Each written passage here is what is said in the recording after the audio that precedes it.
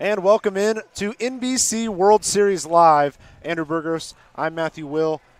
Welcome to the 87th NBC World Series. We are here at Hobart Detter Field here in Hutchinson, Kansas. We didn't join you earlier today, but we are going to recap our first game of the day and kind of get you set for our upcoming 3 p.m. matchup. First of all, we have the 3-1-6 Sluggers taking on the Puerto Rico collegiate team. Before we get anything into the game, how cool is it that we got to have the collegiate team from Puerto Rico come? So awesome. It's just great for the NBC World Series. You know, it brings more people to just kind of see different side of a country, different side of a culture. Come and play for the NBC World Series is amazing. I spent a lot of time this morning talking with some of the Puerto Rico players and coaching staff, and they are all so happy to be here. Right. Each one of them is excited to have this opportunity.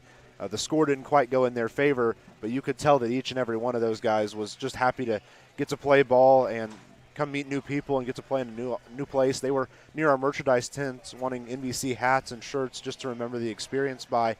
These are some college athletes from across the country and down in Puerto Rico.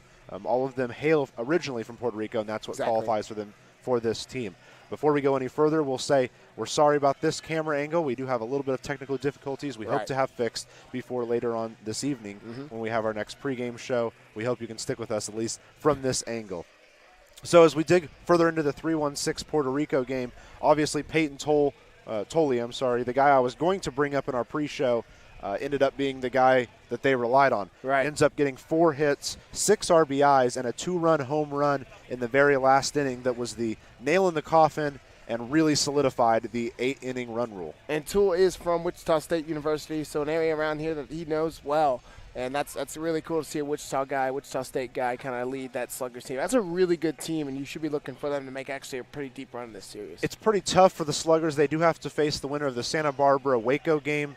With the strength of Santa Barbara's team, it's going to be very hard for Waco to get past that, regardless of who makes it through that game. You've got to face a really good Sluggers team. We've got to set up for a potentially really good game between that part of the bracket at least. I agree. It's going to be super fun to see what happens. Super cool to see who they play, and no matter what, it's going to be a tough game. So with that, we will turn the page on to our upcoming game between the Hayes Larks and the Mid-Crest Illinois Pumas. It's really unique to see a team like Mid-Crest, who are making their first appearance in the NBC World Series under the Mid-Crest name. They used to go by the Crestwood Panthers, and under that name they played many NBC World Series. They are currently playing in the Chicago Suburban Baseball League, and a nice couple of marks about them. They have a catcher named Logan Cresci, and he won the JUCO College World Series over the summer with McClellan, Texas. And that was a great team. We got to see them in Grand Junction. They were a heck of a team to watch. And a very unique note about this Mid-Crest team, manager Mark Ayers and outfielder Matt Kuchowski both played with Crestwood as the Panthers in 2007 at the NBC World Series when that Crestwood team placed third behind, you guessed it, the Hayes Larks and then the Havasu Heat out of Arizona. But they get another shot at this Hayes team, and they're going to be who we talk about next. Hayes has never won an NBC World Series, yet they've been the runner-up in 1995, 2000, 2001, 2007, and 2016. Man. Albert Pujols, ever heard of him? Hayes is where he played his summer collegiate ball. Right. They won the Rocky Mountain Baseball League. They did not participate in Kansas leagues this year. That league was a little closer for them. We have a lot of people who are questioning why there are so many Kansas teams. You cannot consider Hayes a Kansas team this year because they were not even playing in a Kansas league. Exactly. They won their league. They earned their way to be here. They won that 6-team league, not 16, 6 teams in that Rocky Mountain Baseball League. That league includes the Game Day Saints and Denver Cougars. Those are the last 2 teams who have qualified for the series under that league. They had double digits scored 13 different times this year. Wow. They finished with a record of 29-6 and 16-4 within their league. Also, it is the 75th anniversary year of the Hayes Larks. Frank Leo, their head coach, he has been the head coach for 40 of those years. Wow. This is an unreal program that the Hayes Larks have. It has been going for many years, and it will be going for many years. I'm very confident there will be someone sitting in these seats in 25 years telling you about the 100th anniversary of the Hayes Larks. They're not going away anytime soon. I want to know what you think it would take a Mid-Crest Pumas team to do in order to beat a really good Hayes Larks team? It's going to take a lot. As I always say, in this series, start off strong.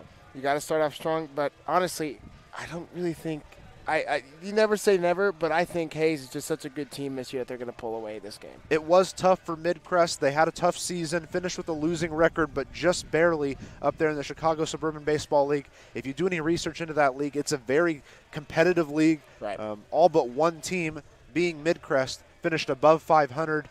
It looks like they had a lot of close games throughout the year. Mm-hmm. So Mid-Crest definitely not a team you can count out. Mark Ayers, their manager, has been in this situation, played in the NBC World Series, knows what it takes to win in this tournament. Mm-hmm. It wouldn't take much for Mid-Crest to surprise a couple of people and maybe win this game. I agree. It's going to be super fun to watch. I'm excited to watch this game and can't wait to see what happens. So, of course, we'll also update you with our bracket and let you know what the last game and this game could potentially do to the bracket as a whole. The last game between 316 Sluggers and Puerto Rican the Puerto Rican collegiate team is on game number 2 of your bracket. Mm-hmm. They do advance to play the winner of Santa Barbara Waco. The loser moves down to the losers bracket, and they await the loser of the Santa Barbara Waco game. As for our upcoming game between the Hayes Larks and Mid-Crest Pumas, the winner will face the winner of our 6 p.m. featured game between the hometown Hutchinson Monarchs and the San Diego California Stars. San Diego, a team that is very seasoned. They know their way around this tournament. Right. They've won in this tournament before. I expect that 6 p.m. game to be quite possibly one of the best games we've had of the tournament thus far. I'm super excited to see what happens. I can't wait to see that game as well. If you are wanting to come join us down here at the ballpark, you can access all of our tickets. Go to our site, nbcbaseball.com. Scroll down just a tiny bit. You're going to see a couple bars that say buy tickets here, and it's $12 for a whole day of baseball here in Hutchinson. And then once we move to Wichita, we have a couple different price points starting at $12. Come watch a couple of baseball games. We're going to be at Riverfront starting Monday. We are set up for a very good last 10 days of this series. We had a great time yesterday, a great time so far this morning, and I'm sure that the last 3 games have a lot in store for us. Oh, yeah, it's going to be a great rest of the day. It's always a good day when you're out here watching NBC baseball. So the more this tournament gets on, the more exciting the games get. So I can't wait for that. We didn't get a lot of time to talk about it last night, so I want to touch on it now. 2 of our matchups tomorrow night, our feature game, and then our nightcap is going to be Cheney Derby and then Lone Star Seattle. Right. Those could potentially be 2 of the biggest games of the tournament, not only for having a good placement in the bracket and solidifying your spot to go to Wichita, but it could also mean a lot when it comes to who you're going to face down the line, because if one of these teams loses, you've got a very powerful team sitting in the loser's bracket. Exactly. Those are tough games already. And unfortunately, these teams going in the loser's bracket through those competitive games, it's going to make the loser's bracket even harder.